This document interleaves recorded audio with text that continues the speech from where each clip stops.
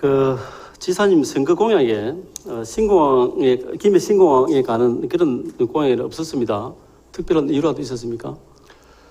신공항과 관련해서는 공약을 지금 지난번 선거 과정에서 별도의 공약은 없었지만 각종 언론 인터뷰 과정에서 신공항에 대한 입장은 여러 번 밝힌 적이 있습니다. 그래서 선거 공약은 곧 도민과의 약속이고 지역 구민과의 약속인데 특히나 신공항이 소음 문제, 안전 문제로 해서 김해 시민들로부터 또 많은 민원이 있는 상황이고 해서 특히나 또 김해 지역 출신 국회의원이시는데 공약으로 채택하지 않은 것은 좀 의아스러워서 질문을 드렸습니다. 신공항 관련해서 우리 경남도정을 책임지고 있는 도지사님으로서 이 문제에 대해서 경남도민의 여론을 한번 수련할 그런 생각은 없습니까? 지금 아까 의원님께서 도시교통국장과 질의응답 과정에서 몇 가지 말씀도 계셨고 했었는데요. 저는 도민 의견 수렴은 당연히 필요하다고 봅니다. 다만 지금은 국토부가 진행하고 있는 기본계획과 그 다음에 기존의 ADPI가 수행했던 사전 타당성 용역 그리고 국토부와 기재부가 수행했던 예비 타당성 용역 조사 결과가 공개된 지 얼마 되지 않았기 때문에 민간에서 그 용역 결과에 대해서 여러 가지 문제 제기가 있는 사항입니다. 민간뿐만 아니라 지방자치단체들에서도 문제 제기가 있기 때문에 이런 문제 제기에 대해서는 분명히 쟁점을 해소하고 넘어가야 된다. 왜냐하면 신공항 건설, 동남권 관문공항의 역할을 하게 될 신공항 건설은 전 100년지 대계다라고 생각합니다. 이런 신공항을 여러 가지 쟁점이 남아 있음에도 불구하고 그 쟁점을 해소하지 않고 그대로 추진하기는 어렵지 않겠느냐라는 거고요. 오히려 다만 그 과정에서 과거의 신공항을 정치적으로 이용하는 그런 일이 반복돼서는 안 되겠다. 그래서 부울경 3개 시도가 공동으로 TF를 구성하고 국토부와 함께 협의해 나가면서 쟁점을 좁혀 나가는 과정입니다. 그리고 마지막까지 남은 쟁점은 객관적인 검증단을 구성해서 이 쟁점에 대한 결과를 가지고 최종 판단을 하는 것이 국책사업을 추진해 나가는데 도움이 되지 않겠느냐라는 입장입니다. 그동안 언론을 통해서 우리 지사님께서 줄기차게 주장하셨던 것이 소음의 문제, 안전의 문제, 24시간 관문공항의 문제 이렇게 지적을 하셨습니다. 맞죠? 맞습니다. 예. 국토부에서 원래 8월 달에 발표하기로 한 김해 신공항 건설사업 타당성 평가와 기본계획 수립 용역 발표가 늦춰지고 있습니다. 중간 보고죠. 예. 그러니까 원래는 최종 보고가 나오기로 되지 않았습니까? 예, 12월로 연기되고 네. 지금은 중간 보고를 그런데 이게 하기로 되어 있습니다. 12월로 늦춰진 이유가 무엇이라고 생각합니까? 방금 말씀드렸던 대로 세 가지 쟁점이 아직 최종적으로 해소되지 않았고 그리고 그와 관련된 의견 수렴이 국토부에서 제대로 이루어지지 않았기 때문인 것으로 알고 있습니다. 첫 번째로 공항 위계에 대해서 의원님께서 말씀을 해주셨는데 공항 위계와 관련해서는 그래도 쟁점이 많이 좁혀진 상황입니다. 지난번 부울경 전문가 TF와 국토부의 표현은 끝장 토론이라고도 얘기를 했었는데 심도 있는 토론을 통해서 공항 위계와 관련해서는 지금은 위계상 관문공항이라는 공식적인 위치는 없지만 중추공항과 거점공항 사이에 관문공항의 역할을 하는 즉 기존의 예비타당성 조사에서 2,800만 명으로 숫자도 줄이고 그걸 3,800만 명으로 항공 수용 규모를 늘리는 것으로 국토부가 이번에는 입장을 냈고요. 또 두 번째로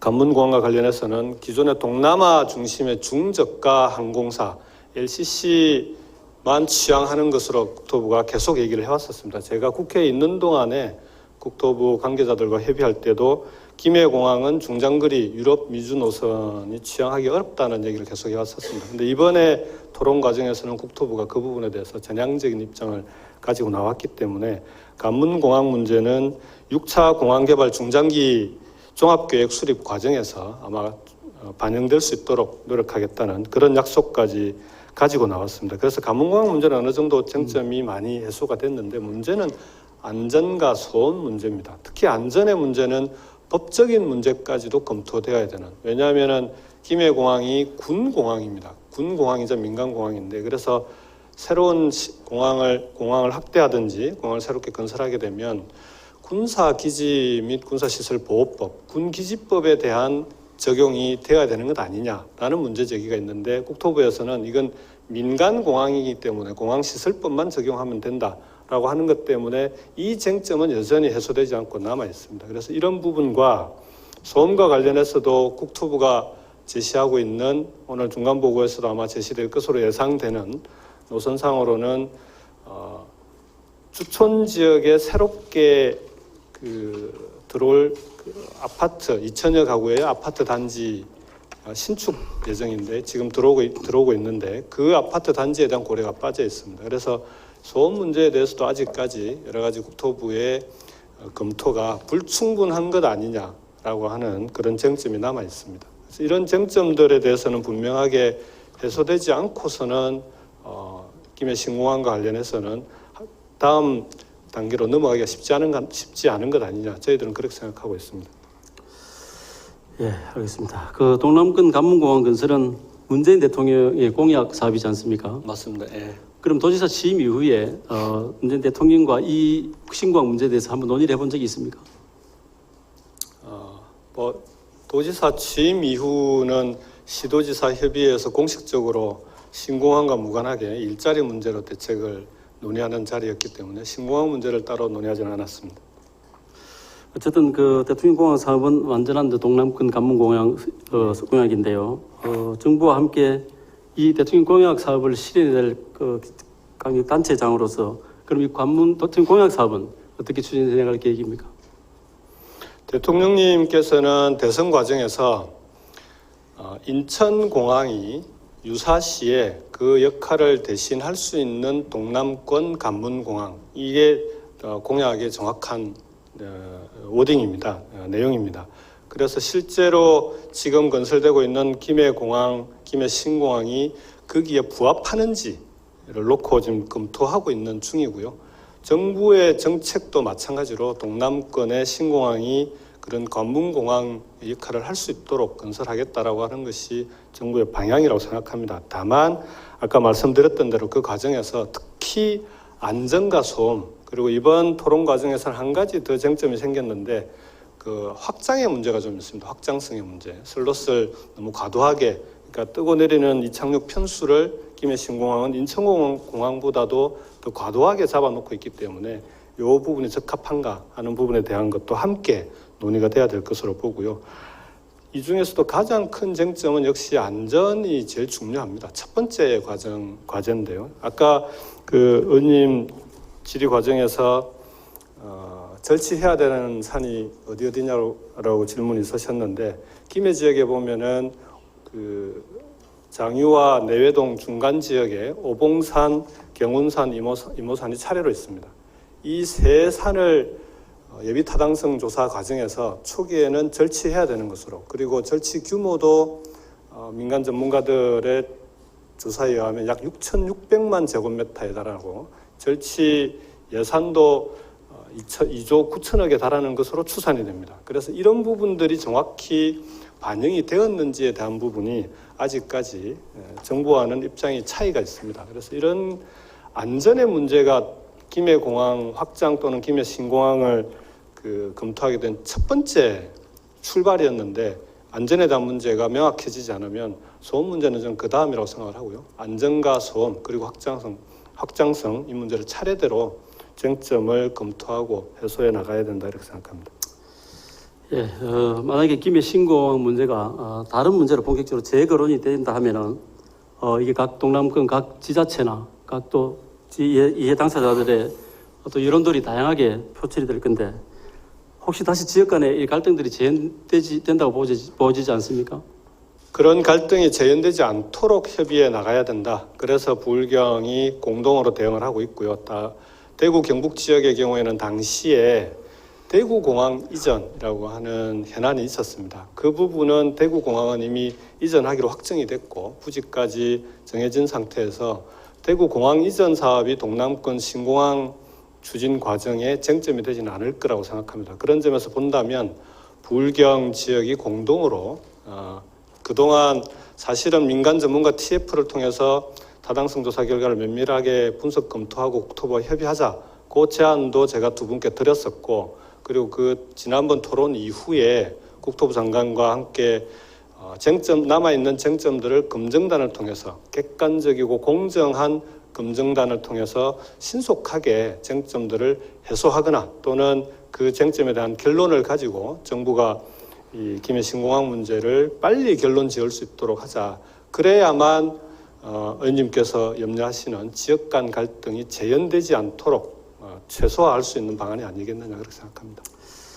근데 지금 당장 이제 이 신공항 건 부울경만 보더라도 오거돈 부산시장님께서는 가덕 신공항을 염두에 지금 두고 계시고 송철호 울산광역시장님은 사실 조금 스탠스를 한 발 빼는 듯한 모습이고 우리 지사님은 이게 된 문제 제기를 일단 해소하고 하자라는 이런 입장을 세 가지로 갈리지 않습니까? 선거 시기와 선거 직후에는 방금 말씀하신 대로 세 단체장의 입장이 조금씩 온도차가 있었습니다. 그렇지만 지난번 부울경 상생협약 당시에 세 사람이 만나서 김해 신공항 문제에 대해서는 공동 보조를 취하기로 약속을 했고 그리고 그 협약 내용에도 그 내용이 담겨 있었습니다. 그리고 그 이후에 민간 전문가 TF 토론과 그다음에 오늘 국토부의 중간보고 발표 이후에도 세 단체가 공동의 입장을 가지고 공동 대응하기로 했기 때문에 최근 들어서는 경남, 부산, 울산의 단체장 입장들이 큰 차이가 있다고는 생각하지 않습니다. 만약에 동남권 신공항이 제3의 부지로 이렇게 또 간 방향이 전환이 된다면 우리 경남의 밀양에서 다시 또 이렇게 추진을 하지 않을까요? 너무 앞서 나가시는 거 아닌가 싶은데요. 우선은 지금 김해 공항 확장 또는 김해 신공항이라고 하는 국토부가 추진하고 있는 사업이 정말로 동남권 관문공항으로서 손색이 없는 건지에 대한 검토가 끝나야 그 다음에 대한 얘기가 가능하다 이렇게 생각합니다. 지금 이제 김해 공항 건설 관련해서 김해시에서 가장 이제 소음 안전 문제가 있기 때문에 김해시 입장을 한번 살펴봤습니다.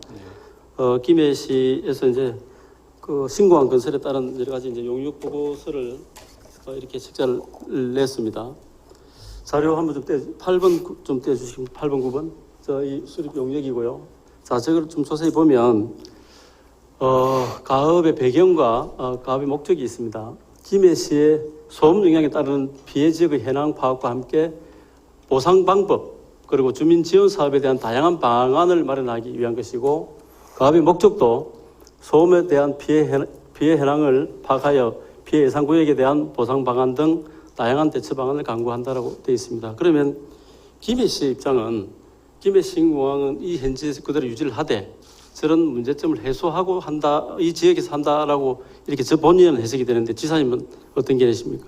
아마 그 과제 보고서가 가업 보고서가 김해시가 초기에 경남발전연구원의 용역을 의뢰했던 그 보고서인 것으로 작년 보고서입니다. 예, 그러니까 초기 입장입니다. 그러니까 초기에 결정된 이후에 ADPI의 사전 타당성 용역 조사 보고서가 국문 보고서가 발간되기 이전에 김해 입장에서는 이게 이제 국책 사업으로 결정됐기 때문에 국책 사업으로 결정된 사업을 전제로 어떻게 하면 될지를 판단하기 위해서 발주했던 용역으로 알고 있고요. 이 용역 결과 소음 피해가 생각했던 것보다 훨씬 심각하다라는 결과가 나왔습니다.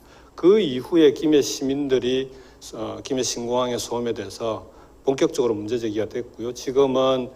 지금 그 ADPI의 용역 보고서 결과대로는 그대로 추진해서는 소음 문제를 근본적으로 해결하기 어렵다라고 하는 것이 김해시의 기본 입장인 것으로 그렇게 알고 있습니다. 예, 이 부분에서 마무리를 하겠습니다. 정책 결정권자의 입장은 매우 또 신중해야 된다고 보아집니다. 그럼에도 불구하고 김해 신공항 문제는 지사님께서 이 시점에서는 명확히 입장을 밝히시고 여러 이해 당사자와 도민의 힘을 결집시켜 나가야 된다고 생각합니다. 그래서 질문 드리겠습니다. 337만 경상남도 지사님의 입장은 이 방이 어느 쪽인지 묻고 싶습니다. 현재 김해 신공항과 관련해서 제기되고 있는 소음, 안전해 등 문제점을 해소해서 김해 신공항을 확장하는 현 정부안을 추진하는 현 정부안을 지지합니까? 아니면 가덕도든 제3의 지역이든 새로운 계획에 의해서 완벽한 동남권 관문공항을 만들어야 된다고 생각합니까?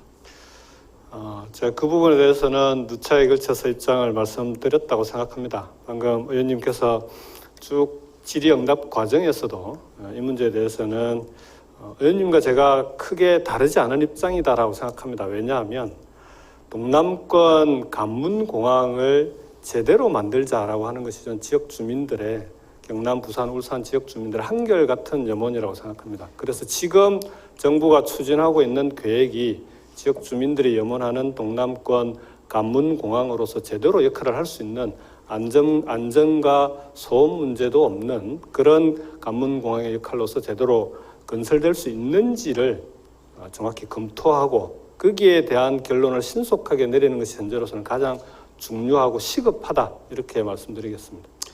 기존의 입장에서 역시 변함이 없으십니다. 다음은 김해 신공항 주권 문제를 한번 여쭤보겠습니다.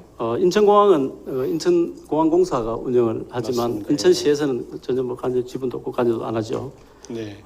김해공항은 한국공항공사가 운영 주체이기도 하죠. 네. 그 많은 흑자를 내면을 해서 그 흑자분을 가지고 적자공항에 또 보존해주는 그런 역할도 네. 지금 하고 있는 걸로 알고 있습니다. 네.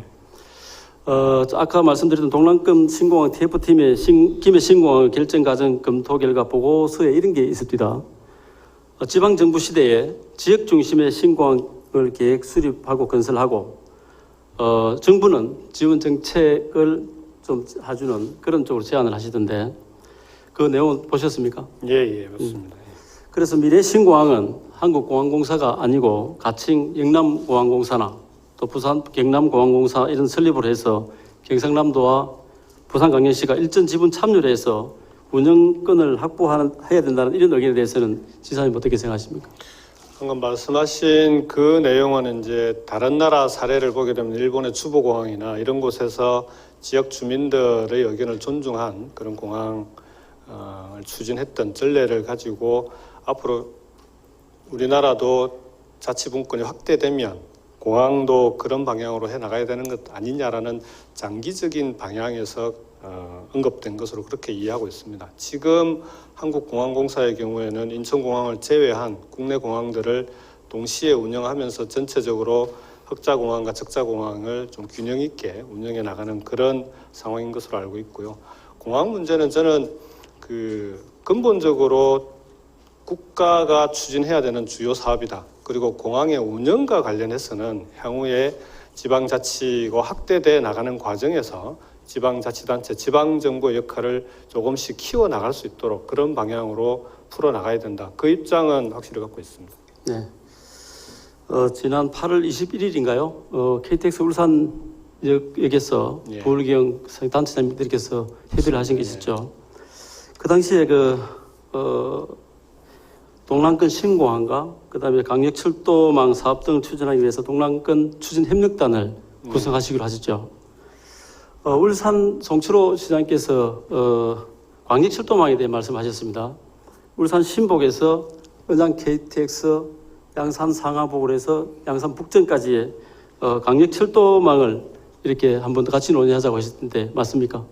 예, 송철호 시장님께서 그 자리에서 그 부분과 관련해서는 제안 설명이 있으셨습니다.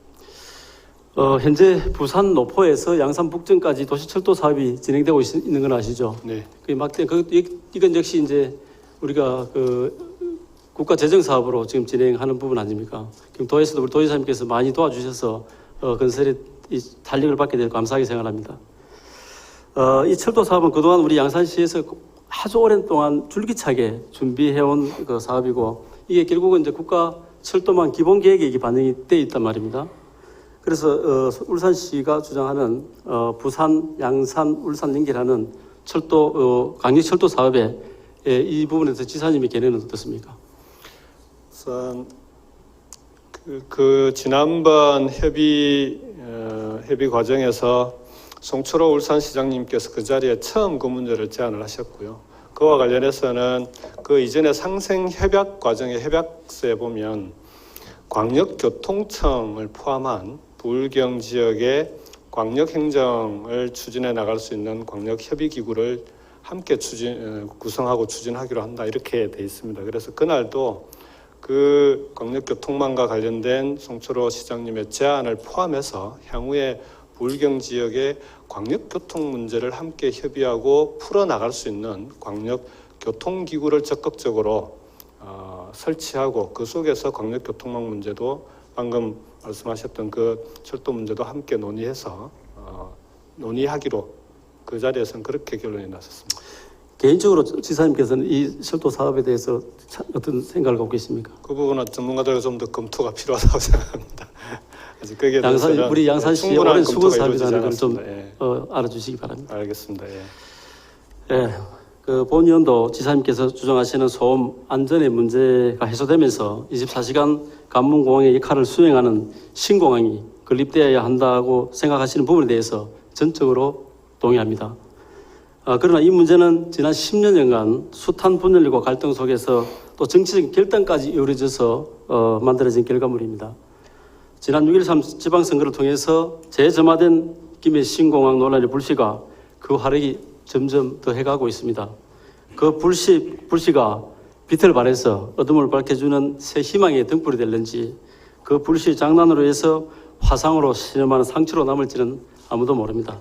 지사님의 현명한 정치력으로 또 부울경 상생 협력과 동반 성장에 큰 길을 다지는 초석이 되기를 진심으로 기원드리면서 지금까지 답변해 주셔서 감사합니다. 네, 신공항 관련해서는 우리 도의 의원님들과도 진행 과정을 충분히 공유하면서 함께 협의하고 도민들의 의견을 수렴해서 좋은 결과를 낼 수 있도록 노력하겠습니다. 네, 고맙습니다. 자리하시기 고맙습니다. 바랍니다. 대성남도 도로 건설 관리 계획은 몇 년 단위로 어떻게 수립이 됩니까?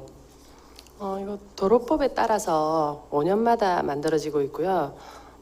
그 절차까지 설명을 드릴까요? 아니요, 간략하겠습니다. 예. 지금 저희 도 같은 경우에는 2016년부터 20년까지의 그 계획이 수립돼 있고 21년부터 25년까지의 계획을 이제 수립해야 됩니다.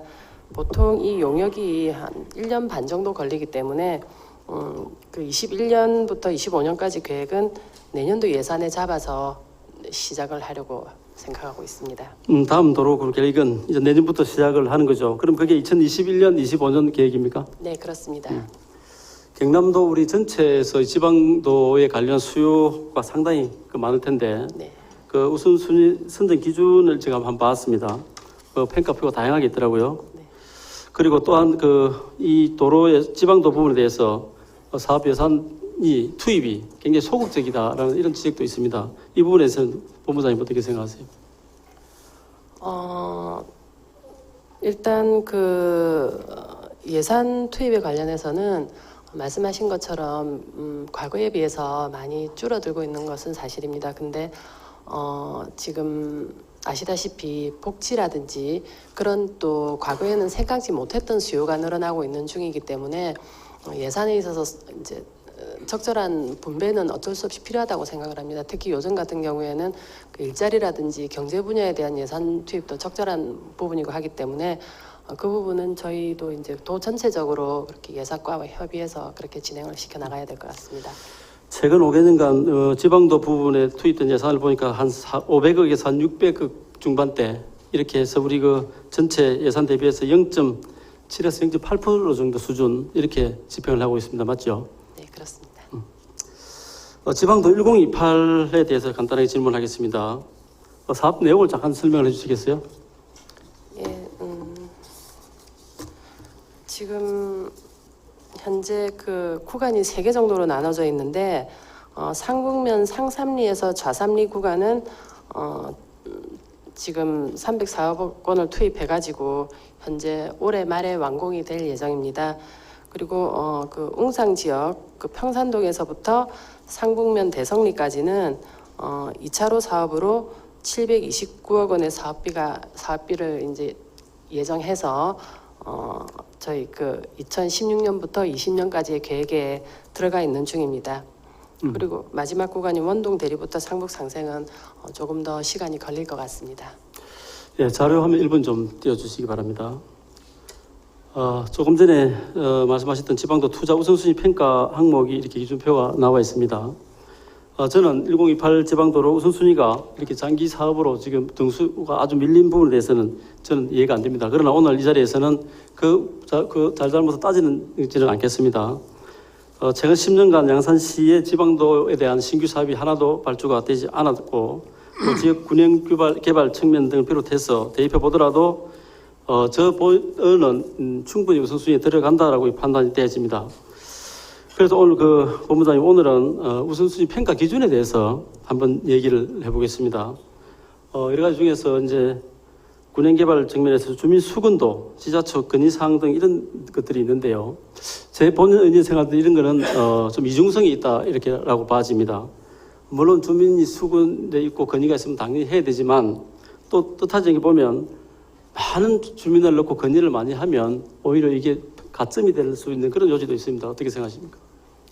예, 말씀하신 대로 저희도 지금 이 평가 지표에 대해서 한번 살펴보고 있는 중인데 이 주민 수건도라는 부분은 객관화가 좀 부족한 그런 자료라고 생각을 합니다.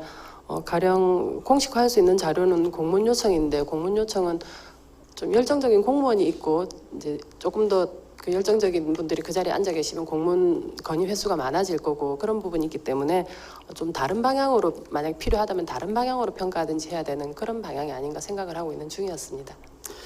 그 부분은 좀 검토를 필요한 사항이라고 본인은 생각을 합니다. 한번 해주시고 양산 지역의 특성을 잠깐 말씀을 드리면 이미 이제 경남에서도 우리가 인구가 36만에 그래서 세 번째 도시로 성장을 했습니다.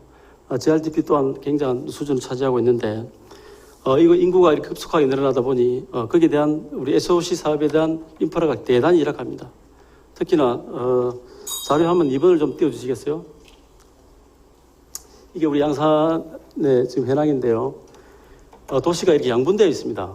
이 동부 양산과 서부 양산을 이렇게 되어 있는데 이쪽 섹터에 한 25만 명의 인구가 있고요. 여기 한 10만 명의 인구가 이렇게 분포되어 있습니다. 그런데 이 동서간을 연결하는 우리 양산과 양산 연결 도로가 하나도 없습니다.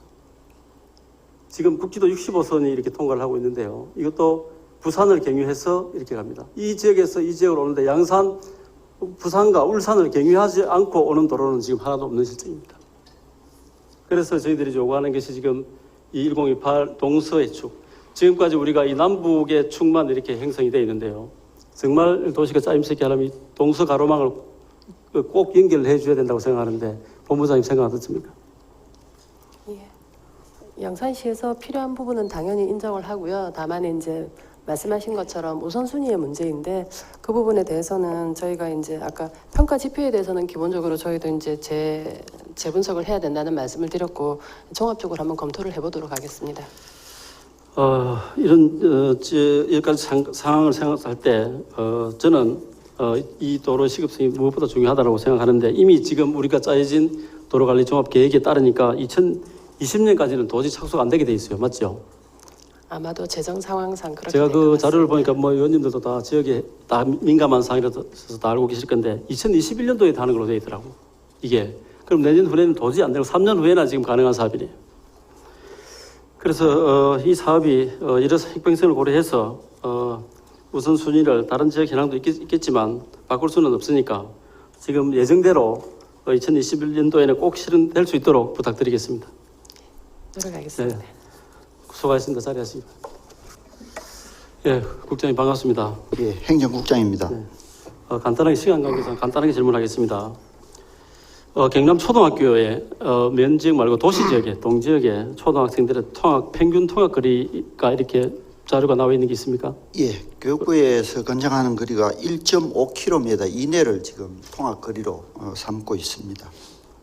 최대 거리가 1.5km. 예, 그렇습니다. 다만 이제 읍면 지역이라든지 또 인근에 학교 배치 시설이 부족한 경우에는 이 거리를 초과해서도 운영이 되고 있습니다. 이 경우에는 이제 통학버스를 운영한다든지 그런데 통학 편의를 도심 지역에서 국장님 1.5km라면 상당히 많은 거리입니다. 우리 성인들이 도보로 걸어도 약 20분 정도 걸어가는 거리입니다. 예, 저희들도 그렇게 생각합니다. 특히나 이제 저학년 같은 경우에는 1.5km라면은 다소 먼 거리라고 생각합니다. 하지만은 학생들의 어떤 배치 계획, 그다음에 학생 수 이런 거를 고려하지 않을 수 없기 때문에 저희들이 그렇게 운영을 하고 있습니다. 법적으로는 그렇다 치더라도 통학 구간에 대부분의 구간에 인도가 없고 그다음에 그 대로의 교차로를 건너고 또 다리를 건너는 이런 열악한 실정과 아울러서 또 여러 가지 교통사고로부터 위험에 노출되고 또 자동차 매연 등으로부터 노출된 이런 통학권에 대해서는 개선할 여유가 없습니까? 예, 우리 교육청에서는 학생 안전에 가장 우선으로 이렇게 생각을 하고 있습니다. 거기에 학생 통학 안전이 예외일 수가 없습니다. 그래서 학생 통학 안전을 위해서 지방자치단체라든지 경찰서라든지 또 이런 곳하고 유기적으로 협조를 해서 교통 안전 시설을 최대한 확보를 하려고 노력하고 있습니다. 예, 자료 화면 좀 띄워주시겠어요? 이게 지금 우리 교동 지역의 분포와 또 초등학교 거리를 나타낸 도표입니다. 저쪽에 지금 노란 표시가 되어 있는 이 지역에서 학교까지 거리가 있고 이 지역에서 분포하는 학생들이 지금 전교생 420명 중에서 270명, 65%가 이쪽 지역에 지금 분포하고 있고요. 특히 2018학년도 신입생 비율은 66명 중에 49명, 74%가 지금 이쪽에 거주를 하고 있습니다. 그리고 뒤에 보시면 이 학교 부지가 있죠. 이 부지는 이 아파트를 사업할 때 교육청에서 법령에 의해서 요구한 학교 부지가 이렇게 나와 있습니다. 네, 맞죠? 예, 맞습니다. 그래서 이제 이 학교 부지에 대한 질문을 제가 들으니까 답변이 이 용지는 일반 공업지역 주변에 위치하고 300m 이내에 고압 송전탑이 설치되어서 학교 위치로서는 부적합하다. 그리고 면적 또한 기준에 부적합해서 불허하다 이렇게 답변하셨습니다. 맞죠? 예. 예, 저희들이 이제 교동 지역의 학교를 신설할 수 없는 가장 큰 이유가 교동 지역의 학생 수가 신설 요인을 충족하지 못하기 때문입니다. 저희들이 학교 신설을 검토할 때는 교육부의 어떤 건장 기준에 의해서 최소 24학급 이상의 신설 요인이 있어야만 학교 신설 추진하고 또 교육부 중앙투자심사위원회의 승인을 받아야 되기 때문에 그 이하인 학교의 경우에는 신설이 어렵습니다. 또한 신설을 추진할 때는 인근 학교의 배치 시설 확보 여부와 통학 구역 조정을 통해서 분산 배치가 가능할 경우에는 신설을 추진하기가 어렵습니다. 여기 이제 교동 지역의 학생들은 약 1.4km 정도 떨어져 있는 양주초등학교에 학생 배치 시설이 충분하기 때문에 신설은 어려운 입장입니다. 예, 지금 시간이 없어서 많은 질문을 못 하겠는데 그 두 가지 견해에 대해서 송전탑 부분은 이미 양산에 우리 초등학교 중에서 약 30%가 300m 이내, 심지어 60m까지 접근해서 설치되어 있는 학교가 약 30%가 됩니다. 그리고 교육부가 주장하는 것은 그 기존 단체에 이 부지에 대해 적합하다라고 지금 그때 교육청 자료 한번 떼어주세요. 이게 지금 우리 다음 장. 이게 15개교 약 30%가 이게 300m 안에 심지어 60m, 90m짜리도 있습니다. 이렇고 다음 화면. 이 교육부에서 양주초등학교 지금 현재 다니고 양주초등학교 학생이 수용이 불가능하므로 학교 대체부지를 적용하라고 이게 교육청에서 그때 당시에 요구사항입니다. 다음 장. 그래서 검토한 결과 부지를 확보하니까 이 학교 부지는 모든 면적에서 적합하다. 그래서 학교 신립 조건을 인가했습니다.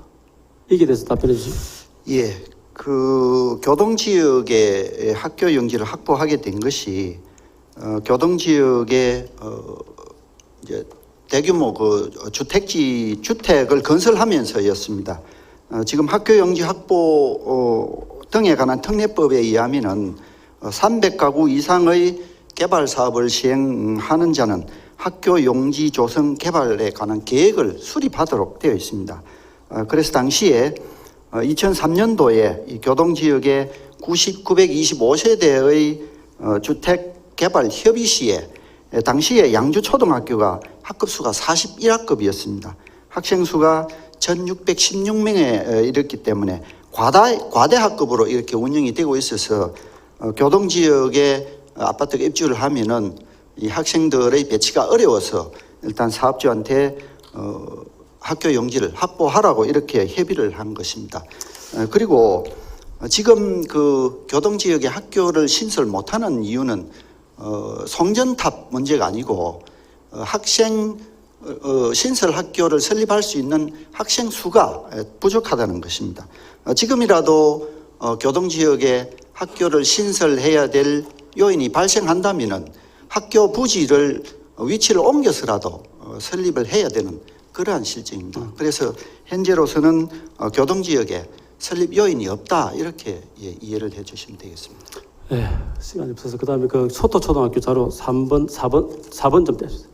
앞에 학교 부지 문제, 소토초등학교 현황입니다. 이전 문제 이 두 가지도 교육감님의 답변을 좀 부탁드리겠습니다. 예, 앞에 질문하신 그 부분에 있어서는 사실 저희들이 학교 신설의 요인으로서는 저희들한테는 물론 양주초등학교에 다니는 거리가 좀 멉니다만 신설 요인을 충족시키지 못하는 한에 있어서는 교육부의 승인과 중앙투자심사위원회의 승인을 받기가 저희들은 참 어렵습니다. 그러나 소토초등학교의 경우는 앞에 우리가 그 유사한 의곡초등학교의 사례가 있기 때문에 저희들이 좀 더 적극적으로 검토하겠다. 다만 저 경우에 우리가 학교를 새로 짓거나 이설을 하면은 교육부에서 그 학교 신설 비용을 다 교부를 받습니다. 그런데 환경 문제로 인한 이설의 경우는 그 교부 대상이 아니기 때문에 이게 재원의 확보 문제가 저희들로서는 좀 어렵습니다. 그래서 시와 또 저 기존의 학교를 팔았을 때 나올 수 있는 재원하고 이런 것들을 좀 종합적으로 해서 저희들이 적극적으로 검토할 의향은 있습니다. 이제 그러나 또 저것이 하나의 선례가 되었을 때 저와 유사한 다른 여건의 학교들이 또 저런 요구가 빗발칠 수도 있고 그런 점에서 지자체의 어떤 대응 투자나 이런 그 재원의 확보 문제에 있어서 그 우리가 생각하는 환경의 절박성만큼 그런 부분에 대해서도 저희들은 생각하지 않을 수 없기 때문에 저는 의곡하고 소토가 같이 이야기되다가 의곡만 되고 소토가 빠진 데 대해서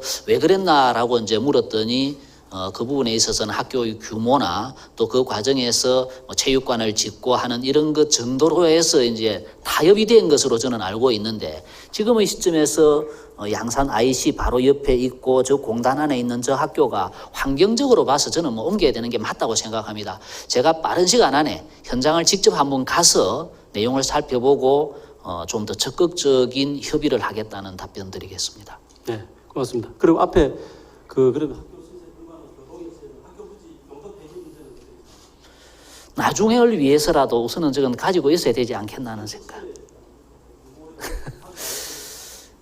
그런데 이제 만약에 저것을 용도를 지정을 해제를 하고 난 뒤에 그 지역에 이제 다시 또 택지가 개발이 되고 한다면 어떻게 할까라는 그런 어려움이 있어서 그 부분은 나중에 의원님과 그 지역 정서를 감안해서 양산교육청하고도 같이 협의해서 진행을 하도록 그렇게 하겠습니다. 예.